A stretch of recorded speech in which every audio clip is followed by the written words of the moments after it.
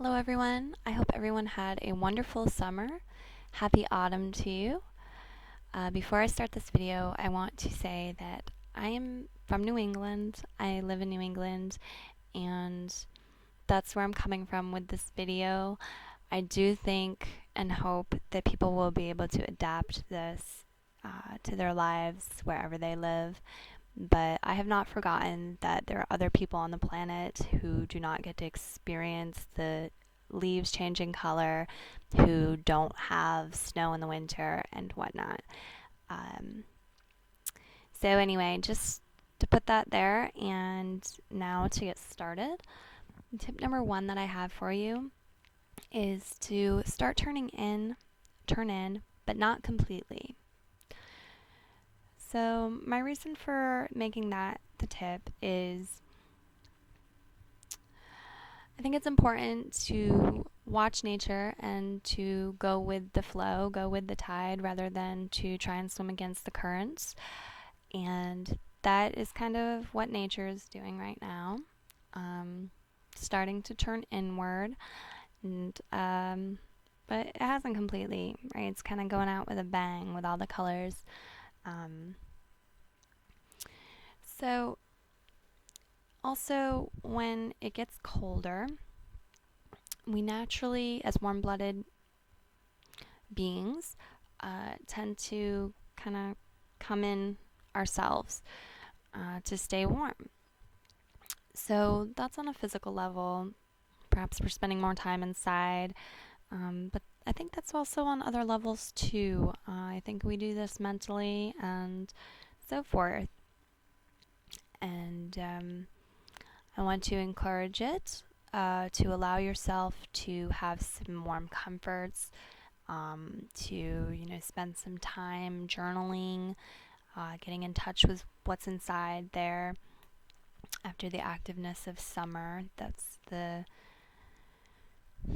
That seems to be what's in harmony right now to do. Spend time inside, make some warm soups, those kinds of things, but not to hibernate completely right away.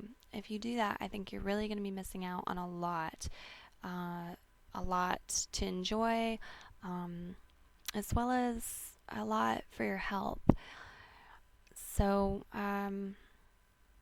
what am I talking about there? Well, here the leaves change, and it's really a beautiful sight.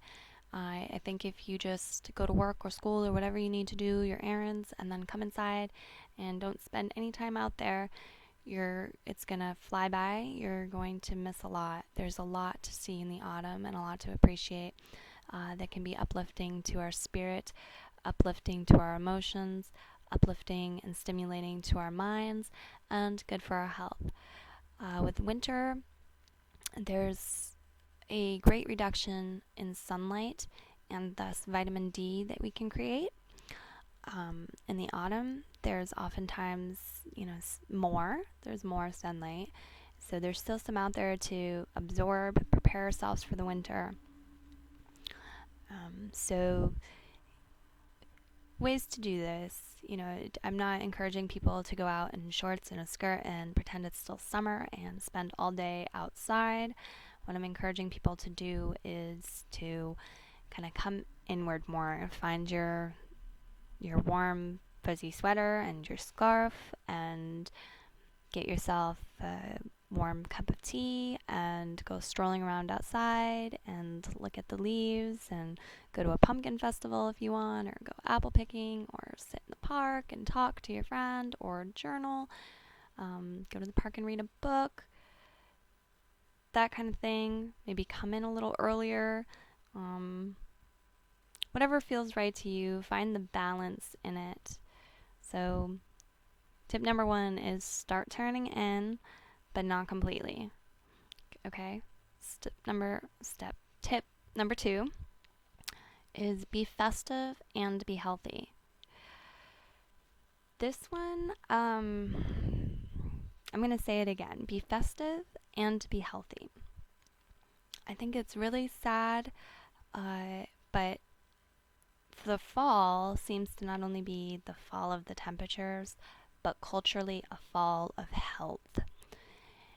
In the fall, people start eating more sugar, consuming more junk food, doing more comfort eating, and binging on toxic things, eating more of the processed food, the richer, I don't want to say meats because I'm sure a lot of people in this country eat a lot of meat in the summer and spring as well. But they start eating, like the gravy and those kinds of things. We have two holidays that are commonly celebrated in America that encourage this, Halloween and Thanksgiving. So now, if you want to be traditional and celebrate Halloween and Thanksgiving, it's easy to do that in a healthier way. Halloween might be a little tricky for people who have kids. They want to send out trick-or-treating. But you can get vegan candy at Whole Foods, at your co-ops, hopefully, online, www.veganessentials.com or www.veganstore.com are some options. They'll be healthier. I'm not suggesting they are healthy, but they won't have the gelatin in it, which is mashed up tendons and bones, waste from the slaughterhouse industry. In fact, look down below. I will post an image of what gelatin is. The stuff smells horrible when it's being created. It's waste. It's things that they could not sell, and it's how they're getting away with getting rid of it without paying to dump it somewhere. Okay, they're actually making a profit off it. It's horrible. You can make healthy candies, not just healthier or vegan, but you can actually make healthy candies. I have a bonbon recipe I will try like heck to get for you. I've made the things 3-4 times, but the problem is I very rarely follow any recipes, and I tend not to measure things. I eyeball them. So I have not gotten a recipe down on paper yet because I just do it from kind of intuitive eyeballing. So I'm trying to get that for you. But if you use dates to sweeten things, or xylitol to sweeten things, even agave, they're going to be healthier.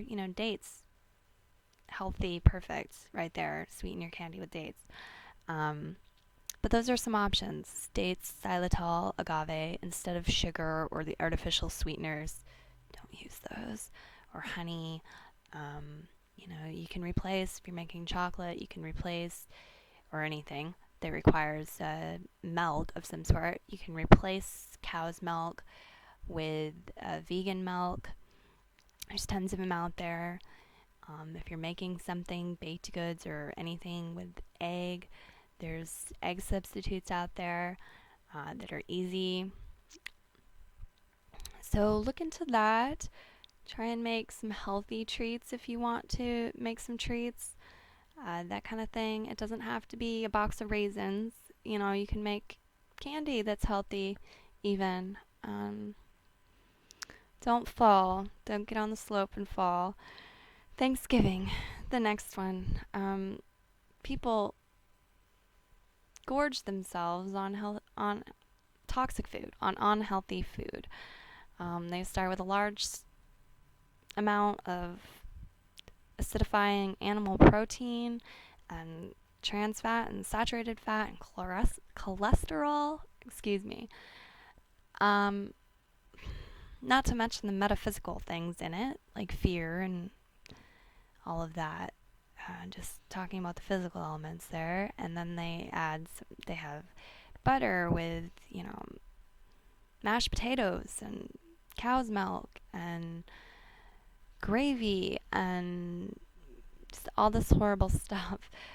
Throw in some pumpkin pie loaded with sugar and another pie loaded with sugar, and they just gorge themselves on this, right? That doesn't have to be Thanksgiving. You can have a vegan Thanksgiving with all the traditional foods. I swear it's true. There's recipes abundant online for these things. I mean, there's tofurkey, vegan turkey loaves. There's more brands now. I don't know them all, but I've seen more coming out. There's vegan eggnog, what I call vegnog now, but there's vegan eggnog. Tastes exactly like I remember the original tasting, but it's cruelty free, and it's cruelty free to you. Well, there's sugar in it, but it's a lot healthier for you than a bunch of eggs. I'm sorry, I'm getting a little emotional. Let me get back to it. Vegan stuffing, very easy to veganize stuffing. Stuffed acorn squash, biscuits, easy to do. Pies, easy to do. It all can be veganized. Look up your recipes. Be healthy. Because we all know where it goes from there too. Those are big ones. They start with a candy binge, and then they go and gorge themselves on heavy toxic foods, and then they combine them. Start eating, toxic baked foods, fruitcakes and donuts and nasty breads and cookies galore and candies and all this stuff leading up to the 25th of December, right? So stay off from that downward slope. Don't fall. Do be festive. If you want to keep it traditional, I've just given you ways to keep it traditional and encouraged you to, hopefully. If you don't want to be traditional, if you don't do Halloween or you don't do Thanksgiving, you don't want to do them, more power to you. Or you have some other holidays that you do, more power to you. Be festive and be healthy. You can still be festive even if you don't do any holidays at all. Go out, enjoy the leaves, go to a pumpkin festival, go apple picking, just dance around, whatever it is, just be festive, enjoy the season, be happy and lighthearted. The winter can be a downer if you let it. You kind of sometimes have to fight against it being a downer, and you certainly don't want to get started early. There's a lot to appreciate and love and enjoy about autumn, so find those things that resonate with you, that make you happy about autumn, that you enjoy, and get out there and enjoy them. Okay. Tip number 3 is pause. Don't let it pass you by. Again, autumn is it's my favorite season. It is just a wondrous time. It's majestic. It's magical. It stimulates our minds. It uplifts our emotions and our spirits in general. There's so many beautiful colors, so many interesting colors around, so many delicious, healthy, hearty foods in harvest. So pause. Take time to see it, to be with it, to appreciate it, and to enjoy it. Also, summer can be a very active, busy time. Autumn is short, and it's a transition between that summertime and winter time, which you could look at as winter being a very slow time, hibernating type of things, and summer being like the fastest time, the most outgoing time, the most active. So it's the in-between, autumn is. So pause, maybe do a little more meditating, or just sit outside and enjoy the cool, crisp air, breathe a little deeper, allow yourself the de-stressing moments of pausing, being mindful and present about what you're doing at the time. You can really get a lot out of autumn by doing that, and you can really miss a lot by not doing that. Tip number 4 is clean up. And I know it must seem like I am always telling people to clean up their homes. Go sweep your floor. Um, I do acknowledge feng shui. That is part of the reason why I'm saying this.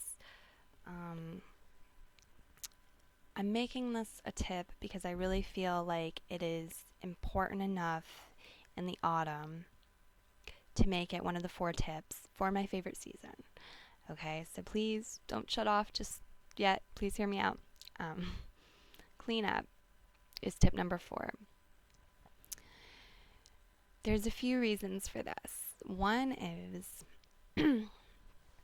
it's so much harder to clean in the winter and to get rid of clutter.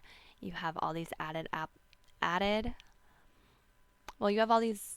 obstacles, okay, to it. It's going to be cold. You're not going to want to move boxes after box after box outside.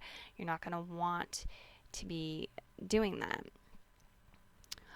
The weather's kind of there, right? So there can be delays and you can be like forced not to take things out of your home, clutter and whatever, once you are ready to get rid of it. I mean, just as simple as when do you want to make 6 extra trips to the dumpster, okay, or to your trash, your outdoor trash, wherever it is? Do you want to do it in the autumn when it's like 50s, 60s outside? Do you want to do it in the winter when it's like 10 below degrees and there's sleet? Okay, so really treating yourself to getting it done and out of the way and setting yourself up to be able to have a welcoming, comforting, clean, organized, efficient home and sanctuary for the winter. That's a big part of it.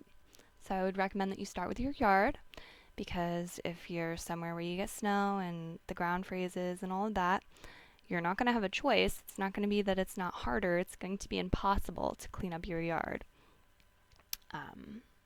probably in the winter. So getting that neat and tidy first, and then going into your home, doing your home, and then from there you could work on your life and other areas.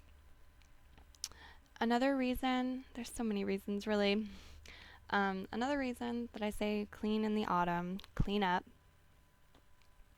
is because, well, I guess this is actually just elaborating on the last reason.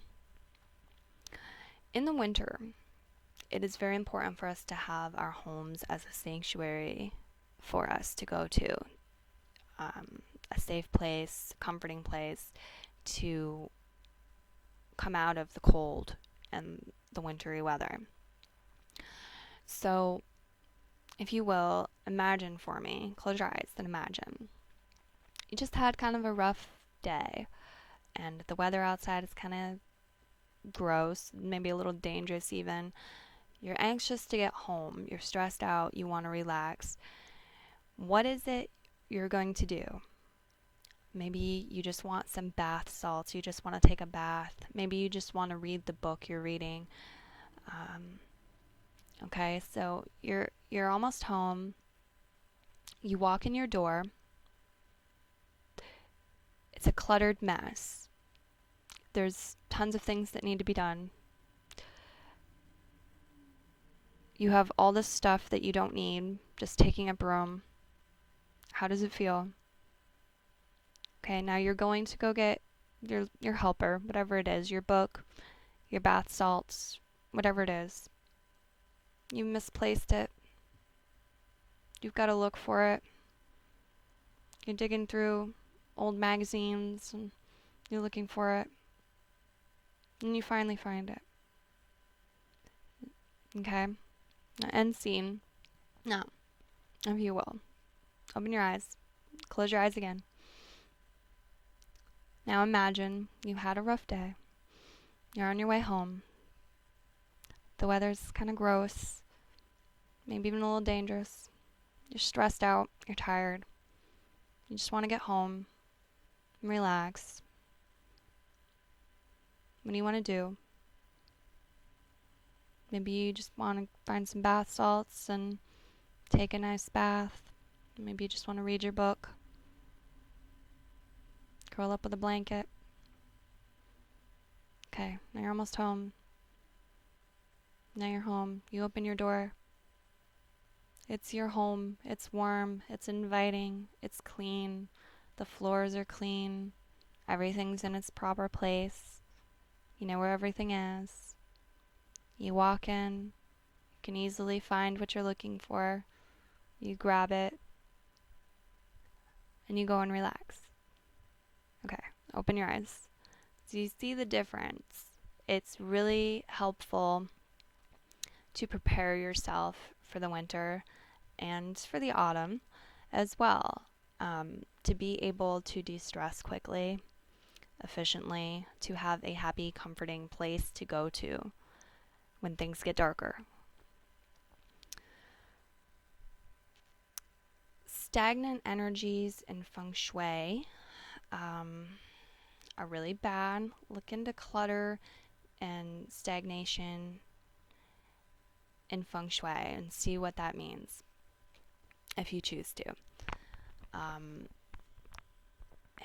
In feng shui, it relates to our state of mind, our state of being. And this is really easy to see. You don't have to believe in feng shui. You don't have to know anything about it really to understand this.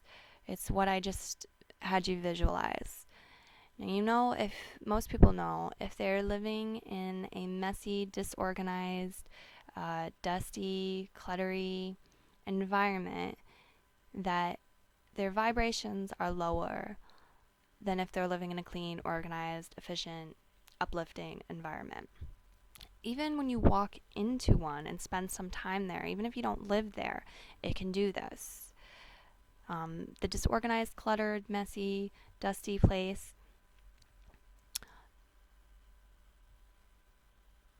it makes people depressed. I'll say it makes you depressed, more depressed. It makes you more anxious.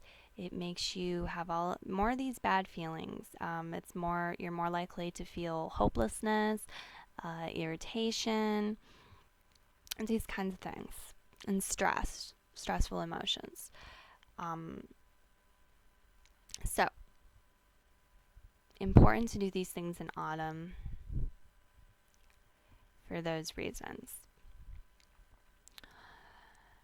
All right, one more little thing and then I'm moving on.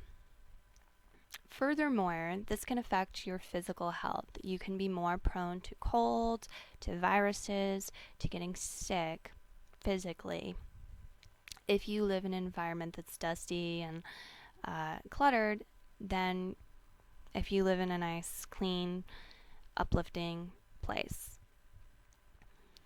Why am I saying dust? Like, get rid of your clutter and, dust once in autumn and you're not going to have to dust in winter. Okay, that's not what I'm saying. What I'm trying to convey is if you have a bunch of knickknacks and objects hanging around that aren't purposeful to you, they don't serve you, you don't absolutely love them, they're just taking up space and room and collecting dust. So there's going to be more dust than there is if they're not there. Period. There's more things for the dust to cling to. It's harder to get the dust out. It's more work for you. There actually is one other point I wanted to touch on with the cleaning. Oh, so much had slipped my mind. I didn't take good notes. What was it? Making room for the new. Okay, so autumn is about letting go of the old and keeping what you need to keep, but letting go of the things that you don't need to keep. Letting go of the old, making room for the new and the fresh. So nature does this when the leaves start falling off the trees, getting rid of the old leaves, gonna have a rest, make room for the new. So by clutter clearing, cleaning your home, making a nice little sanctuary for yourself, you're also allowing more space for yourself to enjoy. Now, this isn't just feng shui, this is something everybody can understand too. when we feel cramped, as humans, when we feel cramped and confined, um, we have it's less positive than when we feel like we have room, we have space to move around, to do things, to exist in. All right, so there's that aspect of it. Um, and also, when something new comes along in the winter or in the autumn that you do love, that is going to serve you, that is going to help you in some way, when something comes along for you, if you have your place clutter cleared, you can put it somewhere and be able to enjoy it and have it and value it and appreciate it, rather than putting it amongst a bunch of clutter and it just being another piece of the clutter adding to the pile. Okay, so I'm very sorry to go on and on about you and telling you how to clean. I'm not perfect. I'm not the most clean person in the world. I'm not. I'm not. But I feel like it's a really important one to talk about for autumn, and I talk about it in my blog sometimes and in other places too, because I want to offer help and advice and things that I've learned. So anyhow, backing away from that, I know some people get a little bit touchy on the subject. I'm now going to show you and tell you about the wellness exercise that I have for you. I really love and got a lot out of this exercise, more than I thought I was going to, so I'm really happy to share it with you. The wellness exercise for autumn that I've picked out is doing an autumn cornucopia or an autumn basket. There's actually, several ways to do this. I'm going to talk about the way I did it, and then I'm going to give you variations that I've thought up. So this is my cornucopia. It's a little hard to see on the camera, I know. There we go. Filling a cornucopia. So you can fill this with, if you have a garden or something, you can certainly fill it with like seeds, symbols of things that you have harvested from your garden. Especially if it was meaningful to you in some way. Perhaps it was like the first time you tried to grow something and it worked well, whatever it is. But this is to include everything in your life. So, for instance, if you made a new friend this year, a good friend, you could perhaps, well, it would be nice if you wanted to, perhaps, to buy some friendship bracelets and put yours in here and give them one. If you don't want to buy anything and you don't have a symbol, you can write it on a little piece of paper. Okay. The idea is to fill it completely. And mine has a combination of symbols and of pieces of paper with things written on them. It also has some autumn flowers that I found on a box on the side of the road. It said free. I went and looked in it, and there was some autumn flowers, so I put those in there just to spice it up a little. Mine has, my hair. Mine has all different things. It's got symbols of my canoe trip, piece of paper that says 1 year anniversary, symbol from a new job that I got, different things. So those are some of the things that you might want to include. You can include personal things that you've started doing if you harvested a habit, like daily journal writing.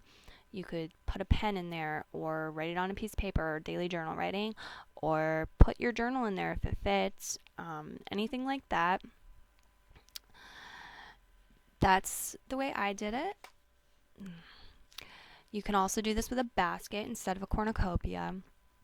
If you don't have either or don't want to do either, you can do it on paper. You can just make a harvest list everything you can think of that you harvested this year. Another way to do it on paper is to draw a basket or a cornucopia and then fill it either by writing the things in there or by drawing symbols or a combination of symbols and writing. Now, I really like this exercise. I really got a lot out of it. I thought it was a good exercise, but after I did it, I was surprised by how much I got out of it. Not only did I enjoy making it, well, filling it, and get to think about everything that was good that came to me over the year, it really changed my perspective. It brought me away from the things I was thinking about that were kind of stressing me out, something I was struggling with that wasn't working, long term like goal I've had for a long time that I didn't get to, that it's like I've had failed attempts with. I was feeling pretty frustrated and stressed out around the time they made this, and this really changed my perspective because I had not realized how many good things had come into my life this year and how much I had accomplished. And when I made this, while I was making this and after I made it, it really filled me with a sense of appreciation and gratitude and accomplishment and joy. So I really recommend this exercise. I really loved it. Um, Another thing you can do if you don't have a gratitude journal yet and you're ready to make one, something you could do is you could use this exercise to start it off. You could do it, fill your cornucopia or your basket, and then have kind of a part two to it where you empty everything out and you look at it and you write down the things that are in there that you're grateful for. And then you'd have that as a list, and then you could start your daily or weekly or however you're going to do it list of things you're grateful for at that time. Uh, yes. So I have this hanging on my wall. It's a reminder of everything that's come to bloom, everything good that has happened, things that I've harvested and accomplished over this year. And it has really been an uplifter and a mood alterer and a mind alterer. So I highly recommend it. Thank you for watching my video. I hope that the tips are helpful. If you want to comment below or have further dialogue with me, feel free to leave a comment, send me a message, and be well. Happy autumn.